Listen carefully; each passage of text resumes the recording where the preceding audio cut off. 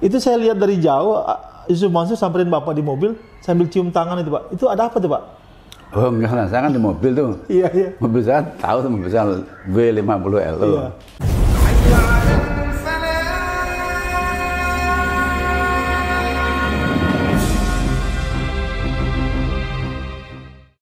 Ya, bismillahirrahmanirrahim. Assalamualaikum warahmatullahi wabarakatuh. Kembali lagi bersama saya Lethal Walid. Saudaraku, sahabatku, subscriber Cahaya Islam, ataupun yang baru mengunjungi channel ini. Ya, ini saya akan mengupload video ketiga ya dari Puspo Wardoyo. Walaupun ini cuma potongannya, untuk fullnya nanti cek aja di deskripsi video ini gitu. Seperti di video sebelumnya juga saya upload potongannya karena melihat penonton yang kurang memahami karena mungkin durasinya yang sangat panjang, 1 jam lebih. Jadi mungkin kebanyakan di skip dan kurang disimak. Jadi saya upload per part ini. Dalam part ini di sini Pak Puspo Wardoyo mengatakan bahwa di sini Ustadz Arifin Ilham rahimahullah, semoga beliau mendapat rahmat dari Allah di alam sana, dan Agim juga mengetahui masalah ini gitu, dan sempat akan dimediasi oleh Ustadz Arifin Ilham rahimahullah, namun tidak ada kelanjutannya. Dan juga Agim, namun ketika bertemu beliau malah diam saja, tidak membahas masalah ini. Oke, dalam video ini juga dipaparkan pertemuan YM dengan beberapa korban, termasuk pengembalian dana kepada beberapa korban, entah itu Kondotel Moyafidi dan lain-lain gitu. Terakhir dari saya sebelum kita memulai videonya, bagi teman-teman yang mengatakan bahwa Puspo Wardoyo, Pak Puspo Wardoyo, Bapak Puspo Wardoyo masuk ke dalam masalah ini hanya untuk beken, biar direkam, diwawancarai. Mungkin kalian masih kurang riset, atau entah kalian tinggal di mana, kurang update apa bagaimana gitu. Kalian nggak tahu Puspo Wardoyo itu siapa gitu. Saya sering bilang, sebelum berkomentar, kalau memang kalian tidak tahu siapa orangnya, tolong di riset. Siapa Bapak Puspo Wardoyo ini? Seandainya kalian sudah riset, kalian mungkin akan bisa berpikiran dengan saya, seandainya kalian cerdas ya. Untuk apa beliau masuk ke dalam ini, ikut cawe-cawe, ikut campur ke dalam masalah ini gitu. Beliau sudah ibaratnya sudah terlanjur kaya kalau menurut saya. Nggak ada manfaatnya bagi dia untuk ikut dalam masalah ini gitu. Walaupun dalam konten sebelumnya dia bilang saya korban mobil apa segala macam. Itu hanya bagian dari perasaan saja, bagian dari beliau mengungkapkan keresahannya saja. Tapi kalau bicara masalah materi, tanpa mobil itu kembali pun sebenarnya beliau tidak peduli gitu. Beliau lebih peduli kepada korban-korban yang melapor kepada dia gitu, yang meminta bantuan kepada dia. Ini atas dasar kemanusiaan ya. Jadi kalau kalian bilang Pak Puspo Wardoyo masuk ke dalam ranah ini, ikut campur dalam masalah ini hanya untuk beken, biar masuk ke dalam kamera, biar direkam, biar ditonton orang, kalian salah orang. Karena sebelumnya Pak Puspo Wardoyo juga sudah keluar masuk dan malang melintang di acara televisi, dan kalau beliau mau, beliau nggak perlu ngapain masuk di YouTube gitu. Kenapa nggak sekalian undang atau bikin program di TV gitu, kalau memang beliau pengen beken gitu. Beliau punya duit, beliau punya uang gitu, dan beliau mampu untuk melakukan itu gitu. Oke, cukup sekian dari saya. Silakan disimak videonya. Assalamualaikum warahmatullahi wabarakatuh. Pak, setelah itu saya dengar Bapak diundang Arifin Ilham untuk bicarakan soal Yusuf Mansur, Pak. Itu yang dibicarakan apa, Pak, dengan Arifin Ilham, Pak? Oh ya, dengan adanya heboh di situ kan, ini kan ditulis dakwah tunah itu. Iya, betul. Jadi dengan syarat itu dan sebagainya. Ya. Wah, saya panggil Pak Puspo sini. Iya, kan, Arifin Ilham panggil ya. Betul Pak Puspo, kata Puspo, betul tuh. Iya. Selesaikan dulu masalah-masalah dulu, jangan membuat bisnis baru lagi. Iya. Supaya tidak nambah korban lagi. Iya. Ini saya punya inisiatif Pak Puspo. Iya. Yusuf Mansur punya tanah di sini nih, sebelah saya ini. Sentul maksudnya, Pak? Sentul ya, berapa hektar itu? Ini kalau kita hargai hampir 300 miliar. Itu tahun dulu Pak. Iya. 300 miliar. Ini bisa untuk menyelesaikan ini. Oke Pak Puspo ya. Ya, aku jembatan ini Pak. Iya. Ada berapa Pak? Setelah baru 100 Pak, yang hampir 100 Pak, yang ngadu ke Bapak. Yang ngadu sama saya. Oke, ya. Ya. Tapi nggak bisa gitu Ustaz. Nah, bisa ya semuanya tuh. Iya. Ayo semuanya. Nanti diumumkan aja. Umum aja siapa korban-korban yang lainnya gitu. Iya. Kita ada 300 miliar nih. Besok saya sampai Yusuf Mansur itu. Gitu, Pak. Ya. Dan ternyata itu tidak dilakukan oleh Arifin Ilham atau tidak, Pak? Ya, nggak ada apa lagi. Pak Agim juga pernah mengundang Bapak untuk bicara soal Yusuf Mansur ya Pak? Ya sama aja, Hakim beliau kan juga pengen nemukan saya. Oh, iya, Ini iya. bersama damai, saya telah bilang gitu. Saya tuh orang yang suka damai, Iya, nggak ada iya, masalah. iya, iya. Aku cuma ini tolonglah, saya bantu Yusuf Mansur. Iya. Ini kasih ada korban, ini pada minta tolong dan minta bantuan, dan ini bakal rentan masalah kalau nggak segera ditangani. Kan sudah sampaikan kan? Iya, iya. Apa ketemu saya lagi apa? Ya, dan saya udah lepas, saya bilang kalau udah ini saya udah lepas sama ya liar hati yang mengusut tidak melalui saya, dan ini kan juga melalui saya Pak. Betul, betul. Ini kan nggak sama saya Pak, nggak tahu sama Pak Darso, nggak tahu lah kan, ini kan bukan saya ini yang ini kan korban banyak kali Pak. Iya, sudah ya mereka akhirnya lewat pengacara, lewat lain gitu Pak. Itu kan jadi yang rugi siapa kan? Ini Iya, kan yang rugi dia sendiri gitu Pak. Pak ini masih soal Arifin Ilham Pak. Iya. Waktu Arifin Ilham meninggal, dia kan dijemput di Halim itu Pak. Saya juga ikut waktu itu, bulan puasa kalau nggak salah. Itu saya lihat dari jauh, Yusuf Mansur samperin Bapak di mobil sambil cium tangan itu Pak. Itu ada apa tuh Pak? oh enggak lah, saya kan di mobil tuh. Iya, iya. Mobil saya tahu tuh, mobil saya W50L tuh. Iya. Nggak tahu, saya di dalam mobil, saya belum keluar tuh. Saya baru datang parkir. Iya. Ya 4 orang di dalam itu. Iya. Saya sama driver, sama security, sama pimpinan situ. Iya. Itu ya nggak tahu. Tiba-tiba ketuk-ketuk ini. Duduk saya tak buka. Yusuf Mansur. Terus tangan saya dipegang gini, cium-cium 3 kali. Udah gitu aja. Apa katanya Pak waktu itu? Ya nangis aja Nangis dia. aja? Nangis aja. Saya ya ngapain gitu. Iya. Nah, saya ketemu saya tuh pokoknya nggak saya ketemu lah. Yang penting selesaikan dulu. Iya, iya, iya. Oh, saya ada ngomong saudara. Ini ada ratusan Ustadz. Iya. Selesaikan dulu ini. Kasihan dong. Gitu, jangan sampai jadi timbul masalah kemudian hari gitu. Selesaikan dulu. Tapi kan dia tetap bikin baru, bikin baru. Saya kritik. Iya. Saya kritik sama istri saya kan. Istri saya ngeritik tuh. Iya. Istri saya tuh di Bogor tuh ngeritik. Wah, bohong gitu. Iya. Pagi-pagi saya ditelepon sama dia. Ditelepon, ting gitu kan. Iya. Ada Pak Puspa, no? Nggak ada Ustadz itu. Sampaikan ya Pak Puspa ya gitu. Oh dia harus diakun, aku salah laporkan. Aku laporkan siapa di belakang itu. Iya, iya, iya. Istri-istrinya juga saya laporkan. Ya itu di situ kan gitu Pak. Iya, iya. Lah dia kan di Paitren tuh Pak. Iya. Paitren kan membuat apa ya, ngaco-ngaco Pak Bang itu Pak. Saya tiap bulan akan memberi 5 juta. 50 juta. 50 juta. Iya. Terus, nah, kan kita gerem Pak, ini ngomong bohong kali gitu. Iya, iya. Terus di WA sama istri saya kan, bohong gitu. Iya. Istri tadi ditelepon sama semua ternyata anak itu istrinya Pak Puspa, loh boleh tak kritik orang bohong gimana? Iya, iya, iya, iya. Lalu dia ngaco ngomongnya gitu loh, Iya. bohong. Kita gemes sih loh Pak, kalau lihat mensosnya di mensos itu nggak ada yang bener. Setiap kalimat, setiap kata, semua nggak ada satu menurut saya nggak ada yang bener. Iya. Artinya bohong gitu. Jadi Bohong, kita ya. gemes kalau tak kritik. Akhirnya kan akan salah peran balik gitu kan. Betul. Siapa saja yang ada di situ. Iya. Termasuk yang membuat di belakangnya, siapa tahu istri-istrinya saya tahu. Wah, iya. Ya itu istri saya. Ya itu. Dan terakhir yang dilaporkan ternyata cuma saya sendiri gitu. Gitu. Loh saya ya nggak takut dong, saya apa adanya, saya nggak ada nambah-nambahin. Iya. Saya nggak ada iris sedikit pun, nggak Iya. ada dengki sedikit, nggak ada dendam sedikit, nggak ada. Iya. Saya juga kasihan dia ya, Iya. nggak tak kasih tahu, nggak mau dia. Iya. Jadi kasihan teman saya pengen nggak ada masalah lah. Ini kalau diselesaikan nggak masalah. Lah. Iya, iya. Gitu. Dia takutnya ya, mungkin karena ada ratusan ribu ya, Betul, betul, apa betul. sejuta lebih itu. Bisa Mana jadi, udah- Pak. Jadi dia takut kalau ya salah dia kan. Iya.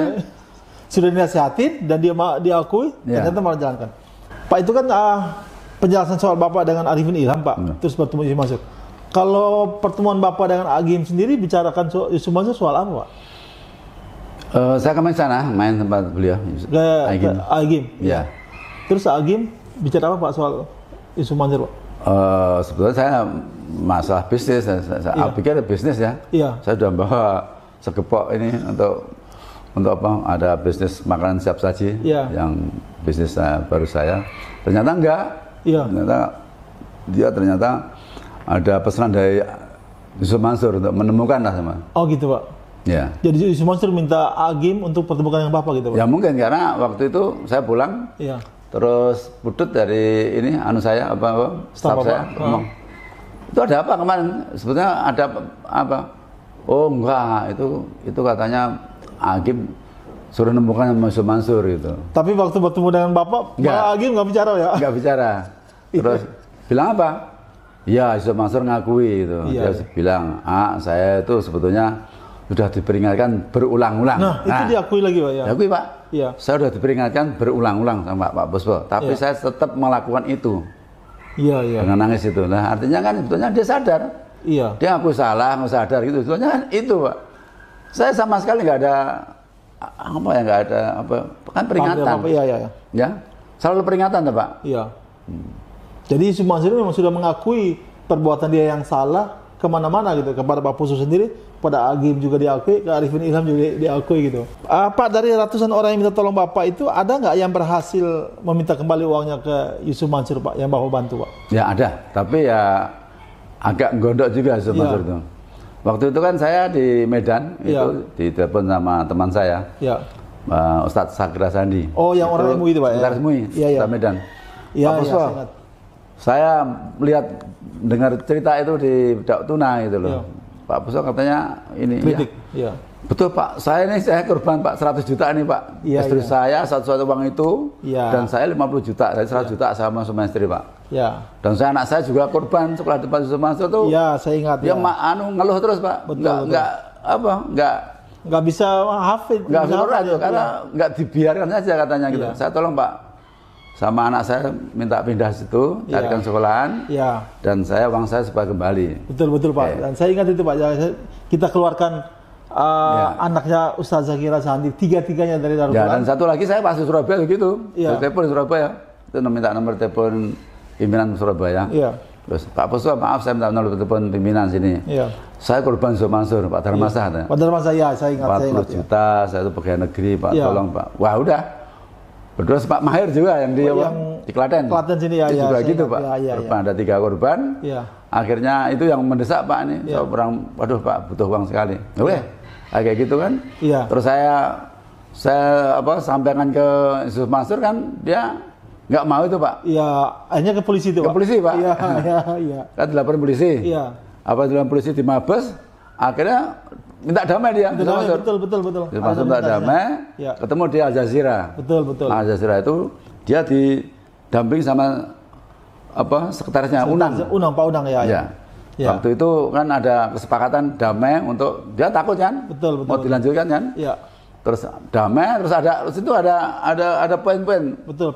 Perjanjian. Perjanjiannya itu bahwa siapa saja, siapa saja yang merasa rugikan dan dari korban bisa mau dikembalikan dan akan dikembalikan bunganya atau apanya itu kerahimannya itu. Tapi setelah itu kan ini kan masih 100 ya Pak. Betul. Kita ajukan lagi kan dia kan terus mengajukan pengacara kan waktu itu. Iya. Kan marah kan dia. Betul. Ternyata kan dia nggak rela juga kan. Iya.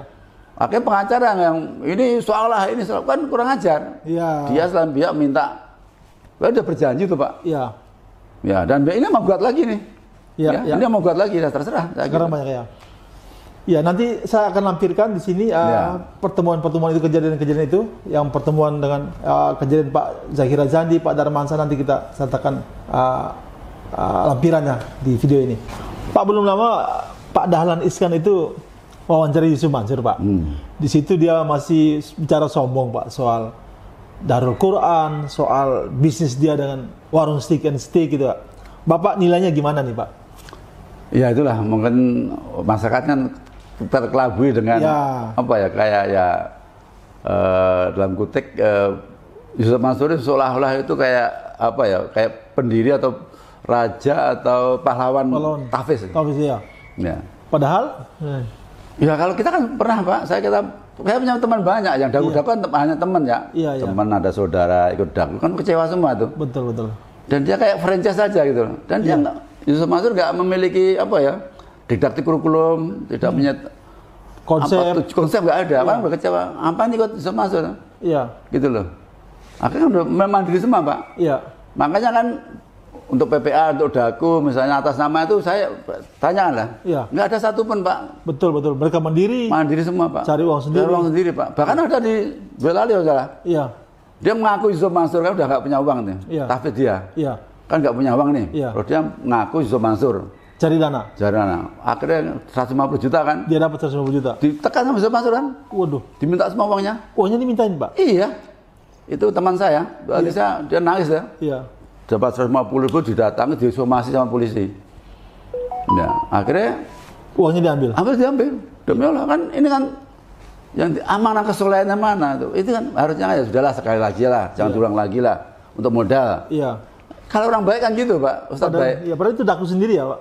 Daku Boyolali sendiri ya, Pak. Sendiri tuh kemarin. Luar biasa ya.